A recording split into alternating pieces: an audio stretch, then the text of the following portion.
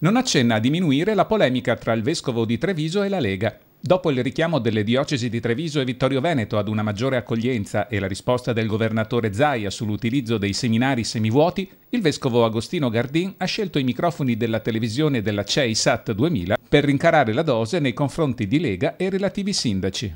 Evidentemente si tratta di persone che non conoscono che cosa avviene nei nostri seminari, nelle nostre diocesi, anche se ci tengono molto a dichiararsi cattolici. Vescovo che ha puntualizzato la situazione accoglienza da parte della Caritas, non senza relativa stoccata ai sindaci. In questo momento sono ospitati 150, ma sono passati tra il 2014 e i primi mesi del 2015 per la Caritas della nostra diocesi oltre 500 persone, alle quali spesso si è dovuto provvedere con molta urgenza, arrivi improvvisi, anche di notte, quindi credo che nessuna istituzione in provincia di Treviso ha fatto questo, non certo i comuni che hanno sempre posto una grande resistenza, insomma. Resistenza confermata non solo dalla Lega, ma anche da primi cittadini che si definiscono indipendenti. Nessun vescovo può dire nulla ad un amministratore comunale, regionale o nazionale. Facciano il loro ruolo, ma non facciano interferenza in quelle che sono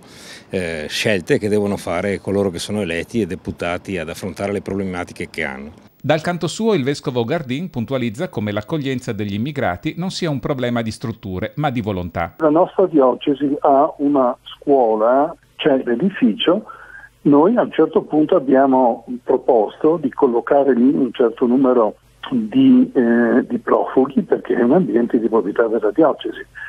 Da parte del comune c'è stata una resistenza totale. I sindaci della Lega, per voce del loro segretario provinciale, però puntualizzano. I profughi veri sono circa il 10% tra le persone che arrivano. Su questi si può avere anche un'attenzione, anche perché è previsto dal diritto internazionale che questi sono meritevoli di attenzioni, per gli altri assolutamente no. Insomma, una polemica tra profughi da accogliere e clandestini da respingere, destinata ad aumentare, considerando anche i prossimi invii da Roma e il nuovo prefetto che sta incontrando a tappeto tutti i sindaci con l'obiettivo di rompere il fronte comune sull'immigrazione. Sono convinta che il senso di responsabilità dei sindaci e delle loro comunità riescano a far diventare in qualche modo una positività, un'opportunità anche l'accoglienza, oltre che essere un dovere civile e cristiano per chi crede.